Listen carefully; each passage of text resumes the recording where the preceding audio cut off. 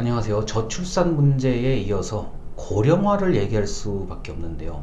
이 고령화는 이미 10년, 20년 전부터 어느 순간이 되면 노인 인구가 급격하게 늘어난다. 그러니까 지금부터 대비해야 한다. 사실상 관용어처럼 사용되었던 얘기입니다. 고령화를 대비하자, 고령화를 대비하자, 뭐 이런 거요. 이거는 사실상 관용어나 마찬가지인데요.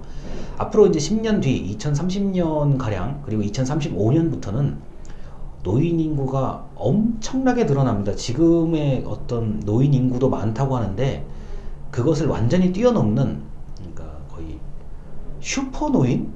제가 표현을 좀 마땅한 걸 찾지 못해서 그런데요. 뭐 초고령 사회라고 얘기하는데 제가 볼 땐 초초고령 사회라고 봅니다. 그래서 앞으로 10년 뒤 그리고 20년 뒤쯤 되면 완벽하게 우리나라는 슈퍼 고령 사회, 초초고령 사회에 접근할 거라고 예상됩니다. 왜냐면은 이 생명에 관련된 뭐 일반적인 공식에 따라서 우리 통계청에서 예측한 자료에 따르면 이미 2065년까지 어느 정도 예측이 돼 있어요. 만약에 남북 통일이 되거나 뭐 우리가 뭐 전쟁이나 자연재해 때문에 엄청나게 많은 인구의 구조가 바뀌게 되지 않는 이상은 이 생명에 관련된 공식에 따라서 뭐 거의 그대로 똑 떨어지게 맞는 이야기들이거든요.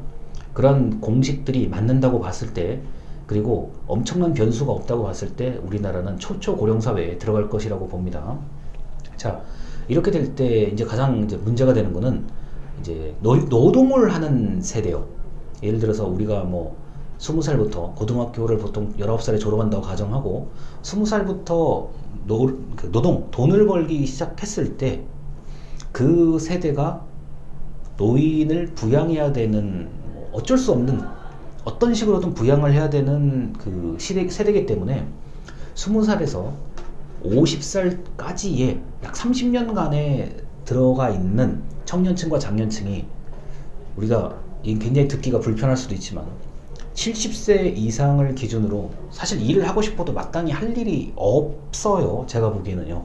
개인 사업을 하거나 어떤 본인의 신체와 정신을 엄청나게 투입하지 않아도 내가 먹고 사는데 지장이 없다, 또는 내가 약간만 신체와 정신을 동원하더라도 나는 돈을 벌 수 있다는 그런 분들을 빼고는 뭐 연금소득, 그리고 내가 젊었을 때 노후 대비를 했던 것 가지고 70세 또는 75세부터 시작한다고 했을 때 70세에서 15년 정도, 그리고 75세에서 10에서 15년, 그럼 90세 정도 되는 거잖아요. 자, 그렇게 90세 정도 될 때까지 모아놓은 돈을 가지고 살아야 되는데 그게 만만한 일이 아닐 거라고 봐요. 그렇다 그러면 20에서 50세까지 30년간에 들어가 있는, 돈을 벌 수 있는, 노동할 수 있는 사람들이 어떤 식으로든 노인을 부양해야 된다는 얘기가 되는데, 이게 뭐 예를 들어서요, 30년 동안의 인구가 웬만큼 많아가지고 이게 어느 정도 대체가 가능하다 그러면 모르겠는데, 앞으로 10년 뒤, 20년 뒤에는 돈을 벌 수 있는 노동 생산 인구가 많이 줄어들고요.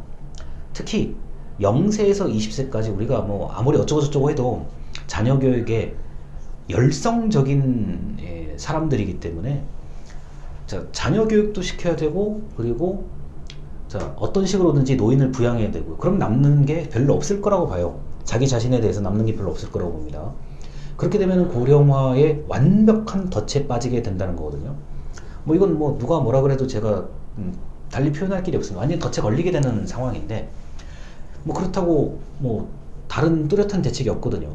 자, 그래서 이렇게 고령화 문제를 해결할 수 있는 방법이라고 한다면, 뭐 출산도 어렵지만 고령화 같은 경우는 일단 우리나라에서 돈을 벌 수 있는 기업들, 그러니까 뭐 예를 들어서 대기업뿐만 아니라 중소기업, 중견기업, 뭐 1인 기업 다 포함해가지고 돈을 벌 수 있는 어떤 기업의 역할이 크다고 보는데, 우리가 다행히 뭐 삼성의 그 스마트폰 덕분에 전 세계에 삼성의 스마트폰이 많이 팔리고, 그 다음에 그 스마트폰에 관련된 뭐 문화, 규칙, 그런 것들 덕분에 많은 지금 그나마 돈을 벌고 있는 것 같은데, 이렇게 뭐 삼성의 스마트폰과 같은 엄청난 제품, 또는 뭐 세계의 많은 사람들이 그 어떤 우리 기업이 만들어낸 규칙, 규범을 따를 수 있을 정도가 된다고 한다면, 다시 말해서 정말 잘 팔리는 제품, 우리의 삼성 스마트폰 정도 되는 엄청난 제품이 한두 개 이상 나와야 제가 볼 때는 고령화 문제가 그나마 해결이 될 거라고 봐요. 예산의 측면입니다. 그렇지 않고서는 현재 상태에서 뭐 이렇게 기업 활동을 하고 영리 활동을 한다 그러면은 저 어린 세대 키우고 연세 드신 세대를 키우면 남는 게 자기가 안 될 수도, 자기 거는 남는 게 없을 수도 있다는 거죠. 전 이게 굉장히 큰 걱정이라고 생각을 하고, 주변 분들에게 제가 뭐 고령화에 대한 대책이 뭐냐 이런 거 가끔 얘기할 때가 있는데, 삼성의 어떤 스마트폰 것처럼 전 세계에 사람들이 사용할 수 있는 뭐 제품이나 서비스가 있다고 한다면, 그런 게 한 2개 정도 나와줘야 제가 볼 때는 이 문제가 해결이 될 거라고 봅니다. 그렇지 않고서는 쉽지가 않아요. 왜냐면은 어르신들이 만약에 뭐 미래의 기술이 또 좋아져 가지고 어르신들이 일거리가 뭐 노동할 수 있고 뭘 할 수 있다 그러면은 모르겠는데, 현재 우리나라의 산업 구조를 봤을 때는 그게 쉽지가 않을 뿐더러, 특히 아프신 분들이요, 만약에 50세 뭐 중반부터 보통 뭐 대학병원이라든 큰 병원에 가서 좀 진단을 받는 분들이 적지 않은 걸로 알고 있습니다.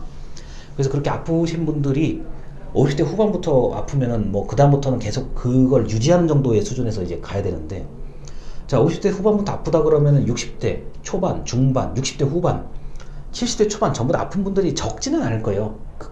오히려 늘으면 늘었지, 나이가 들수록 아픈 부분은 많이 생기는 게 정상적인 거니까요. 내가 만약 병이 들었다 그러면, 또는 장기간 관리해야 되는 병이라고 한다면 또 의료비도 만만치 않을 거란 말이에요. 그럼 이거를 누가 낼 거냐는 거예요. 그러니까 본인이 뭐 진료는 본인이 낸다고 치더라도 건강보험, 국민연금, 여러 가지 등등의 우리가 흔히 알고 있는 그 사실상 믿을 수 있는 연금, 이거 아니면 큰일 난다, 우리나라 망한다 라고 할 수 있는 이런 공적 연금이 이걸 어떻게 보존할 거냐, 보전할 건지에 대한 그런 대책이 분명히 있어야 된다고 하는데, 그런 대책 중에 하나가 저는 이제 엄청난 제품, 엄청난 서비스가 좀 전 세계에 팔려서 그것으로부터 돈을 벌 수 있는 것, 그래서 그로부터 뭐 경제 활동도 일어나고 뭐 세금도 더 내고, 그렇게 되는 게 유일한 길이 아닌가 싶습니다. 왜냐하면 갈수록 복지에 관련된 정부에서 해줘야 될 것들은 분명히 많아지고, 또 더 모세혈관처럼 더 세부적인 프로그램들이 많아질 거란 말이에요. 그렇게 되면 결국에 남는 것은 재원에 관련된 얘기거든요. 그래서 이렇게 뭐 어떤 식으로 이 고령화 사회를 대처해야 될지, 저 개인적으로는 이게 코로나 바이러스보다 훨씬 무서운 얘기예요.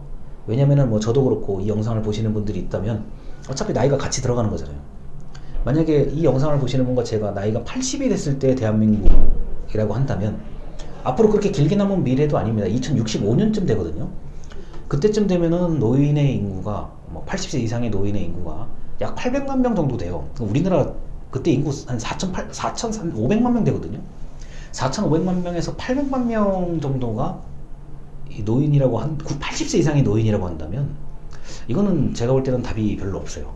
답이 없어가지고 지금부터 이거는 어떤 식으로든지 고령화에 대한 대책을 좀 다른 관점에서 기업이 정말 크게 성공할 수 있도록 만드는 것, 저는 그 방법이 유일하다고 봅니다.